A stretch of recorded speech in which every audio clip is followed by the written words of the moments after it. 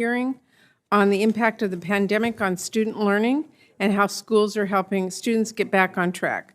I will have an opening statement followed by Senator Cassidy, and then we will introduce our witnesses. After the witnesses give their testimony, senators will each have 5 minutes for a round of questions. One of our witnesses is joining us by video, and I want to thank our committee staff for making that possible.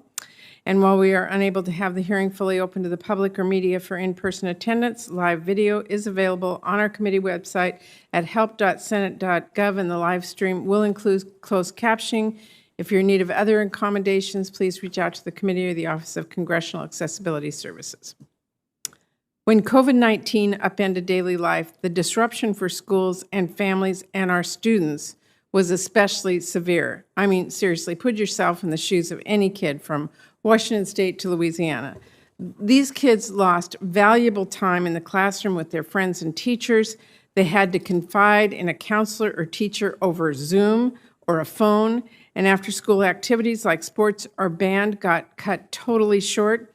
And some kids, as we know, face the earth-shattering loss of a loved one.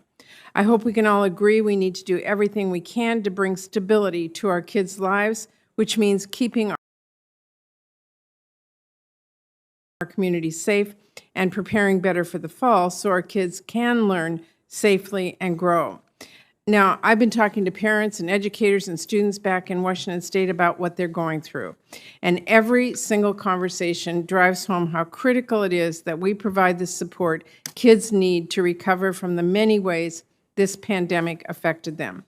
And I think it's important to recognize how this pandemic has really made things harder for a lot of kids, particularly students of color and students from families with low incomes who often lack access to resources.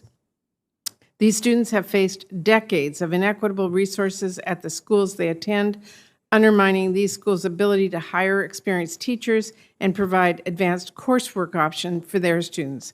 Kids living in rural communities have struggled, and I believe very strongly that children in the rural Yakima Valley deserve the exact same opportunities as kids in Seattle. I also want to note today is the anniversary of the landmark Olmstead decision, which affirmed people with disabilities have the right to an integrated life in their communities, at home, at work, and at school. We have to keep working to make the promises of Olmstead a reality for everyone, and to me that means considering and meeting the needs of students with disabilities in our policy making. Now, while we are still learning the full extent of how COVID has impacted our kids' learning, we know enough to know this needs to be a top priority for all of us. Data shows that kids are months or even years behind where they would be in a typical year, and a deepening educational divide between majority white schools and majority black schools, between wealthier school districts and higher poverty districts.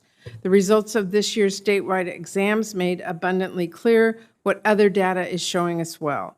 Our students across every demographic have been affected by this pandemic, and we need to do everything we can to help these students recover. This is something that I have been focused on since the earliest days of this crisis.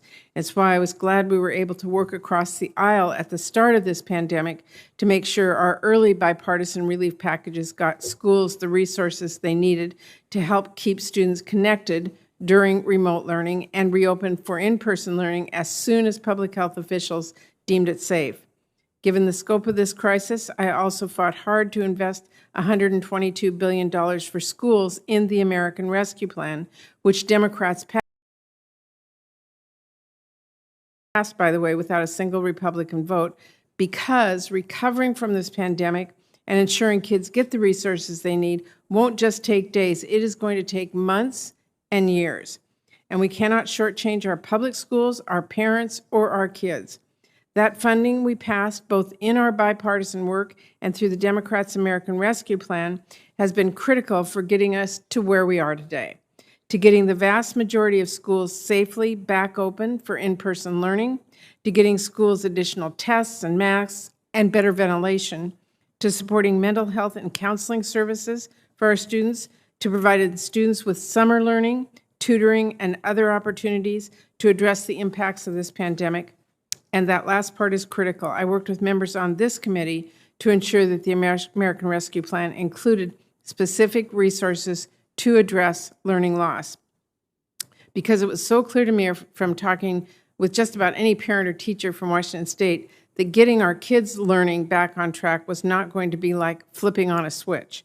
These are resources that were badly needed and are being put to good use in all kinds of ways, like school districts providing additional tutoring and addressing the social and emotional needs of students. But let's be clear, our work is far from over. What happens next in this pandemic is not a given, especially amid the threat of a fall surge and new variants. We have fought to protect the hard-fought progress we've made, including keeping schools safely open for in-person learning, and that means passing additional COVID funding so our communities and schools can prepare now to keep students and families safe from whatever this pandemic throws at us next. These are resources we desperately need. So I encourage my colleagues to work with us to make sure schools safely stay open for in-person learning this fall. We need to work together to give our communities more than just empty words. We need to get this COVID funding done immediately because our schools and our communities cannot afford to wait until there is a new variant or a new surge. Schools and educators need action from Congress now and support and expertise from the administration so they can plan ahead for the fall to keep our students safely in the classroom because our kids cannot afford to deal with another major setback in their schooling. Especially after the hardships of the past few years, the learning loss that has set so many students months and years behind through no fault of their own, the trauma and mental health challenges our kids are facing, the burnout that's causing so many educators to think about leaving a field they love, and the stress on parents' shoulders as they try to get their kids the support they need. Democrats are working to deliver real solutions for students, schools, parents, and educators on these issues. So I want parents to know this. I'm in your corner, fighting for you and your kids. I got my start in politics as a parent advocate. I organized moms and dads across my state to save a preschool program. I served on my local school board. I know how valuable it is to have parents involved, and I want to make sure every child in this country can get an excellent public education that prepares them to succeed in life, and every parent can have their voice heard and be involved in their kids' school. Our schools are better off that way. That's why I fought to pass the American Rescue Plan to deliver the resources our students, educators, and public schools need.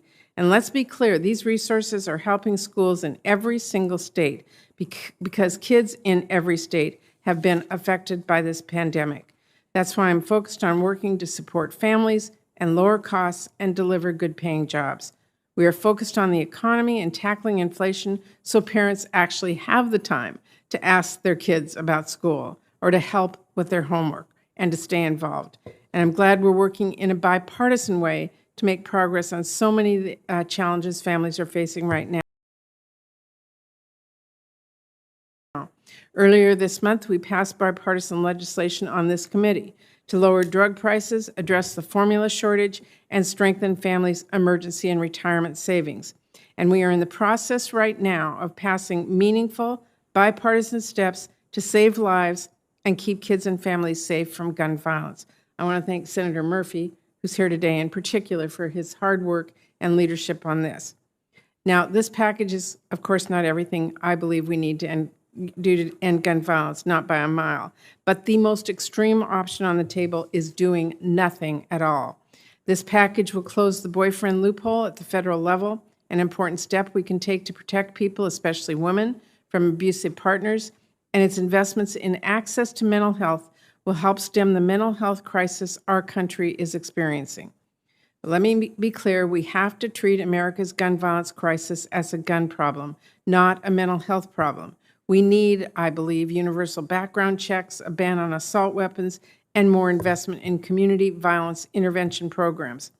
With that in mind, I'm continuing to work with Senator Burr to negotiate a bipartisan mental health package as well as to address the stress, depression, anxiety, suicide, and so many other mental health challenges this pandemic has made so much worse. And there is more we need to do and so many other challenges that our families and students are facing.